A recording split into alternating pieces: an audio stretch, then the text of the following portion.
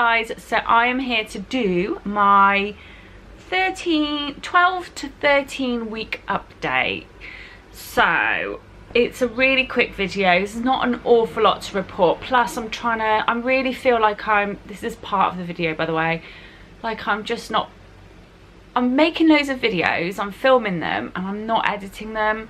It's because I do most of my editing at night, and by the time it's nighttime, evening, I am screwed. I am so tired. I think that's been the worst symptom that I've experienced, is tiredness, fatigue, really low blood pressure that's like postural drop. So which I've suffered with in the past, but when I've not been pregnant, but basically when you stand up, your blood pressure drops, so you just feel like you're gonna pass out, and it's kind of happening every time I stand up. My iron is very low. I don't know if I mentioned that. I did mention that in my last video. So my iron is very low. I'm on iron tablets. I'm taking them, and I just don't feel like they're making much difference. Come to think of it, I'm taking them with my pregnant care, and I'm only taking one a day, and I think I'm supposed to be taking 3 a day. So okay, so I've been doing that wrong. I've just realised. So I need to take another one today. Yeah, so I need to up that clearly, and I think iron has just been a real difficulty. Food has been difficult, so don't really know what I want. I've always got this like sicky feeling in my stomach, like just feeling sick. Not like the nausea's calmed down quite a lot now. I think we're coming to the end of that, but the exhaustion hasn't. And I remember with Albert, I felt like the energy had begun again when I hit my, the second trimester, but I don't feel like that this time. Oh, my phone. I feel just like I can't be bothered all the time. It is really hot as well. It's like 27 degrees at night time in the house, and just it's so hot, and I'm all for sunshine and nice weather, but it's too hot, and I think it's just making me feel even more like ugh anyway. So please forgive me. Please stick around if you don't see me posting regularly. I want to start doing more on my blog, as I've mentioned, and I'm frightened. Whenever I start doing more on my blog, I'm like, I'm neglecting my YouTube, and whenever I start doing more on my YouTube, I'm like, I'm neglecting my blog. And I knew I was biting off a bit more than I could chew when I even started the blog, but I really want to do it. So please follow me on Blog Loving. Make sure you follow me on there, because I will be putting content on there. I've not done any pregnancy stuff on there, but I'm going to, I think. Yeah, so that's been the thing. It's just the feeling exhausted and tired. So another thing that we've done, we have gotten Sebastian a new bed. I'm trying to get Albert to just sleep in a separate room in preparation for when the baby comes.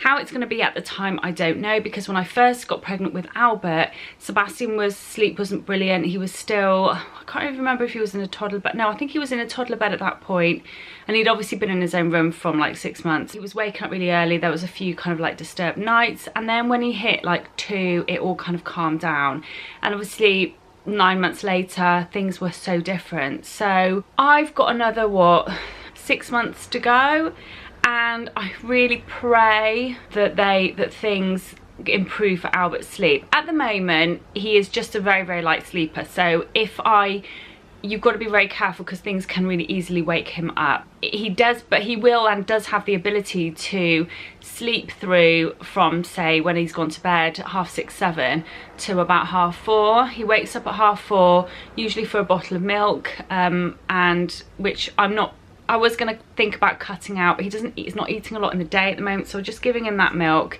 Normally when he's in our room, he will just feed himself that bottle and go roll over back to sleep, I think, because he knows we're in the room.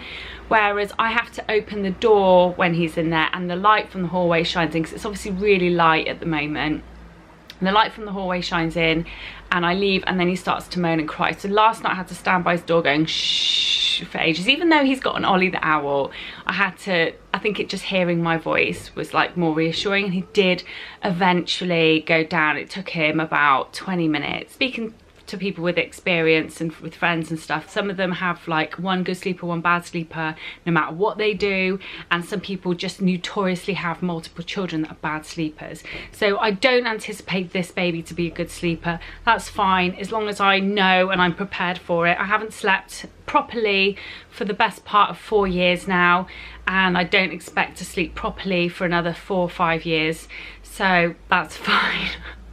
If anyone's got any like kid sharing tips, please let me know. A lot of people have said it just gets worse and worse as they get older, but I don't know. The house has been another thing that's been a bit of a theme. It's been really stressing me out. Just, there's not a lack of room, there's just, I anticipate a lack of room.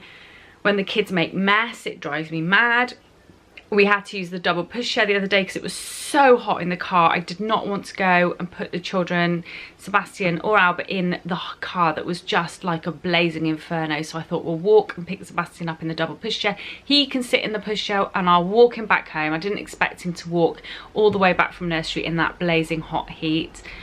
And then getting the pushchair into the hallway, it's not like it fits fine.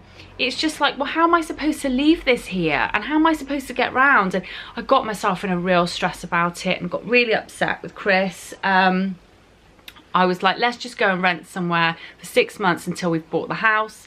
Because buying is now much more, Chris has recently got a promotion in his work. He's got more money coming in. So it meant that it's much closer than it ever has been. He's like, maximum a year, Yammy, because before we were having to probably do like either a help to buy or buy a new build.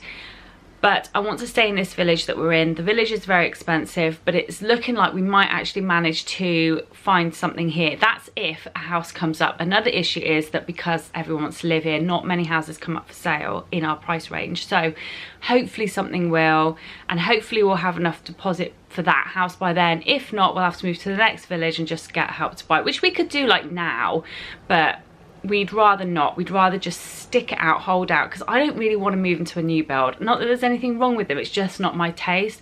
But if we have to, then we have to, and it doesn't have to be forever. It's just, I would have preferred it if it was our forever home, but it doesn't have to be forever. What was really upsetting was the fact that I felt like I wanted to have this baby in, like, when it's a newborn, in a new home. It wasn't planned. If we'd planned it better, then yeah, maybe, but it wasn't planned. And maybe like something might happen and we might move before the baby's born. I don't know. Thank you so much for watching. Please make sure you subscribe and hit the bell if you're not already subscribed. If you don't follow me on my blog, please do. Thank you so much for watching, and I'll see you in the next video. Bye.